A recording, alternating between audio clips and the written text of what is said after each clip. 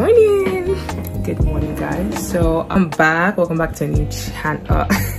Hey guys, so good morning. My friend and I were going to a poetry night event. Started to get dressed, look cute.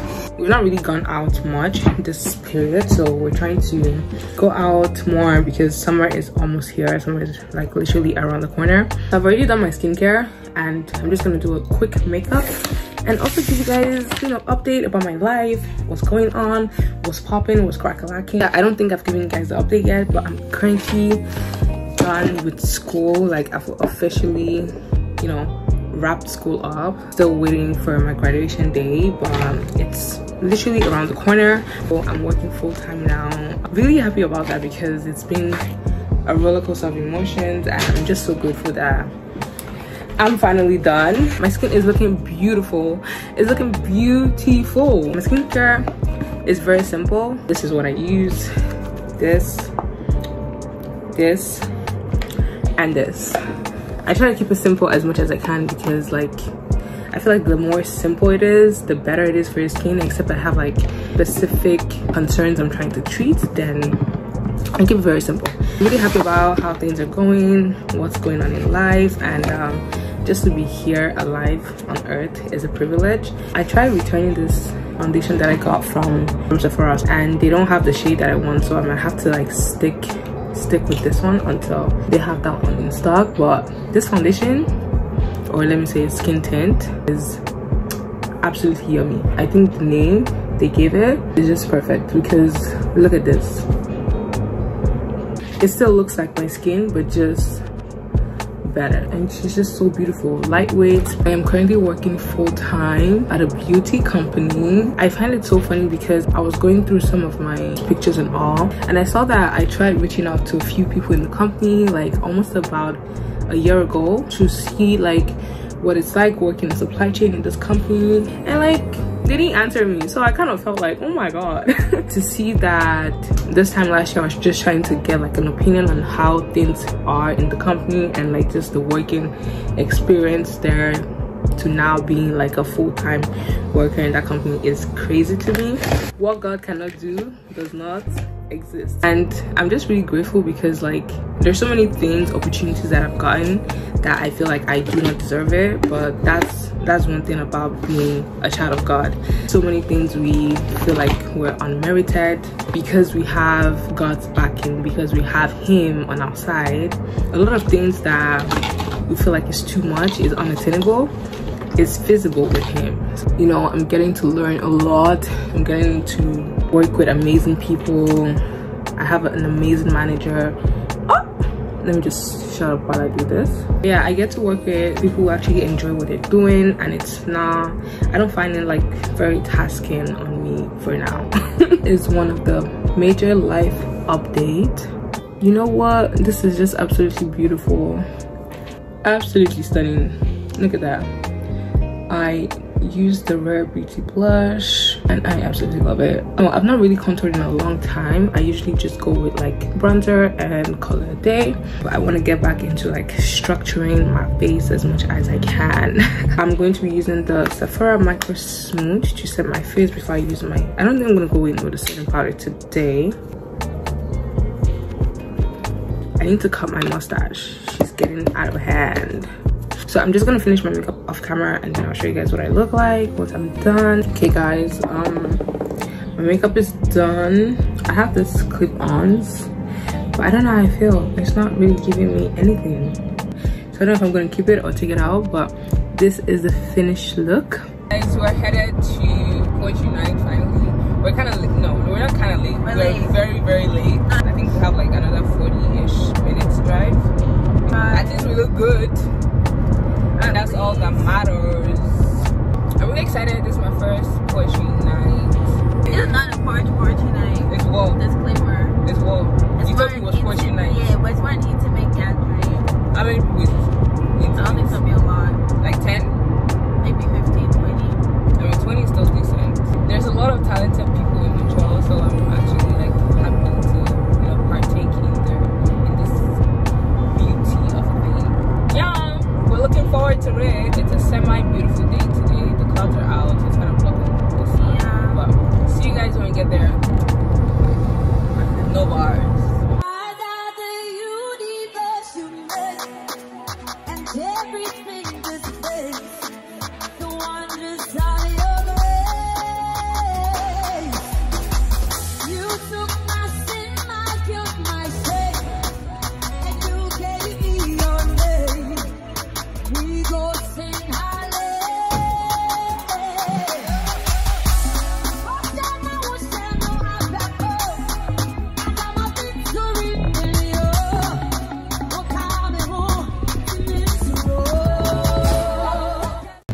finally made it. Let's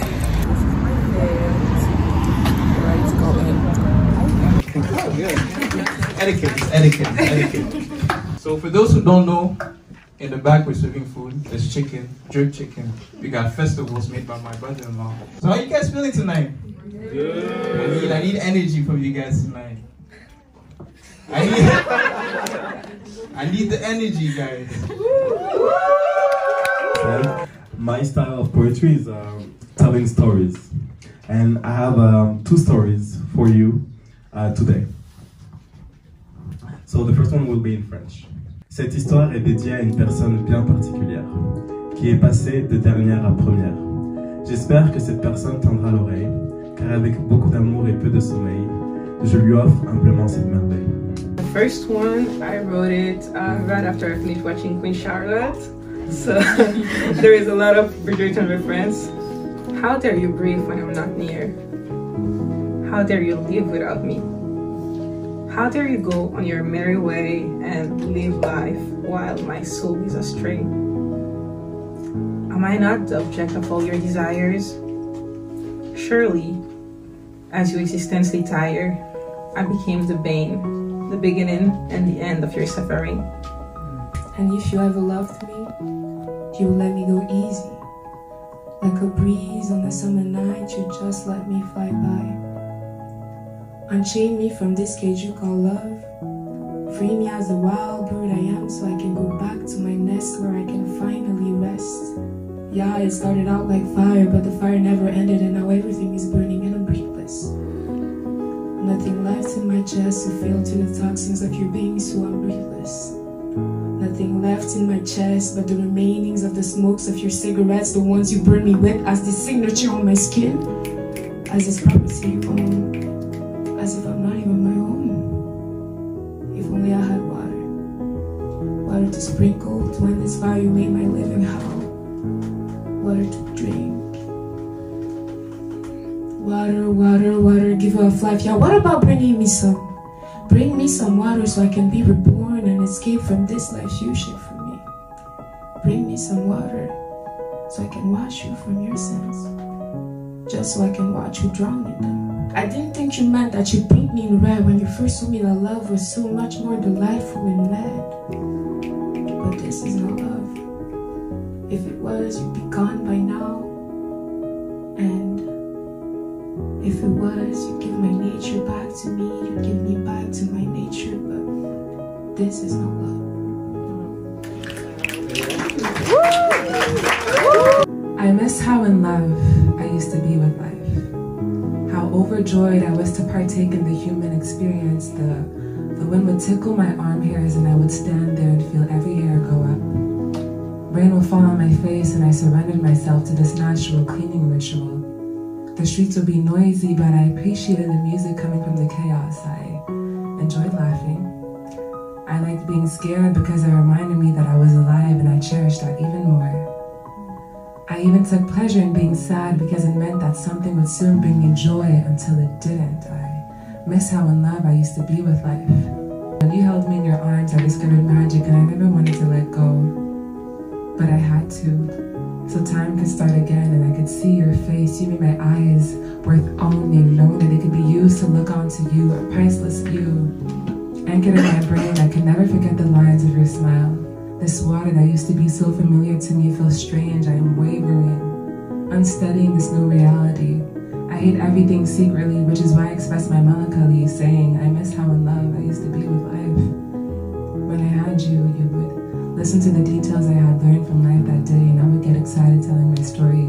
And life was an experience worth having if a man could talk to you. I miss how in love I used to be with life, because now my love I can't share it with you. Mama told me there would be days like this, where the summer sun shines so bright, no clouds in sight, and the heat melts the clocks away, and any responsibility you thought you had that day.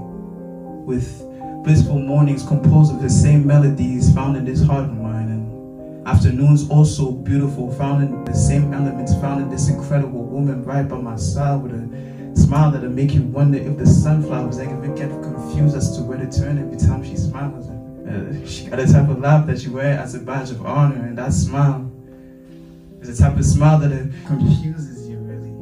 It's the type of smile that it makes you believe that happiness is something you just found in that walk in condom. It's the type of elegance that it turned mere dirt into hallowed ground. She springs me. She's summertime fine, she's fine like wine, she's the bee's knee, she's the blood in my stream, she's everything a man needs. See, mama told me, blessings are coming for you, boy. But keep God close, because your heart might not be ready for them. I remember what my daddy once said. See, daddy told me there will come a day like this, when a man's greatest opposition is not the man standing right next to him, but the man standing in front of him in a mirror. And remember this, not every open mouth is hungry. Not every lonely man needs company. Not every desire needs to be fulfilled. Everlasting fire burns in those who stay strong will, so be patient. And the love you give is only worth as much as the love you show yourself. So there come a day, in the face of turmoil, emotional pain, what type of man must I become? Thank you. So the title of my poetry is called Ola. It's centered around colorism, and I like to see myself as a storyteller, so listen to my story. I learned more about life in the marketplace than I did at home, and Ola was my guide. How to bargain, tell which vegetables were fresh, to persuade, to negotiate, to ask for extras, make small talks, pretend, smile, ignore catcalls, and most of all, to know which skin color was worthy of love. Ola visited women that sold bleaching creams, advocates for the yellow skin, women with dark knuckles and burnt yellow skin, women who sang to other women with children by their side. The brighter the skin, the smaller the struggle, the brighter the skin, the earlier the marriage. There I was at 8, watching Ola scrub at her skin. She calls it exfoliating, but really she just wants to see how far the black goes, how soon the yellow shows. I watch her while her hatred grows, while she applies poison to her being. Ola's yellow skin were the envy of many, and the knowledge made her old, most especially by her love of Wale. While she loved him for everything he was, he loved her for who she could become. He calls it his preference, but his preference was not what she was when he sought after her. When he begged for her love, so he calls her my sweet yellow banana, as a reminder of what she must be to remain by his side. A name she holds dear to her heart, after all. The brighter the skin, the smaller the struggle. The brighter the skin, the earlier the marriage. It's green, not appealing, not quite ready to be consumed, but you buy it anyway, awaiting its potential. Aren't you satisfied when it turns yellow? Isn't it now appealing? Only then does it go on the center table. Only then is it presented to guests. Only then is it consumed for it has reached its true potential. What Wiley fails to mention is that a yellow banana does not stay yellow for long. Doesn't sit on the center table once its color is gone. Bright yellow turns to burnt yellow, like the knuckles of the women who sold bleaching creams, like the knuckles of the women who used them, like the knuckles of Ola, like the women who were reminiscent of what their skin used to look like. I learned more about life at the marketplace than I did at home. Lessons I teach myself to learn daily, with hopes that young girls that were guided there love all the women in themselves they've hated, abused, and shamed. Thank you. I'm really appreciative of all your presence, and I gotta tell you, j'avais peur. You know, gotta know that this is my first event, and I'm really happy that it's with you guys. Ça me chauffe le cœur. Ouais, applaudissez-vous. Thank you. Woo! It was was. I loved it. Says, thank you, Portel. Thank you. Messy. This is how it looks like. Oh my god. It's given. We're fed. Right? Yeah.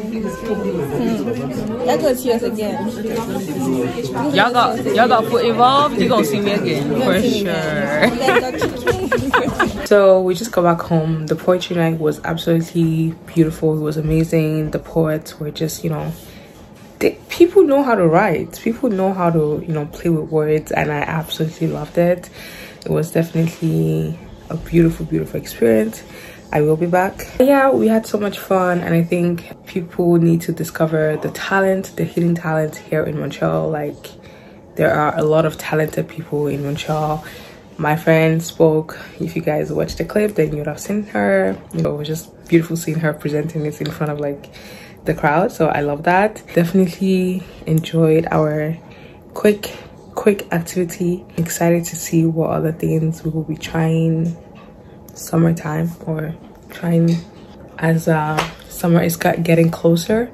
So make sure to like, make sure to comment what you guys thought about the poetry, and also, you know, share it if you can. So that is it for me, and I'll see you guys on another vlog.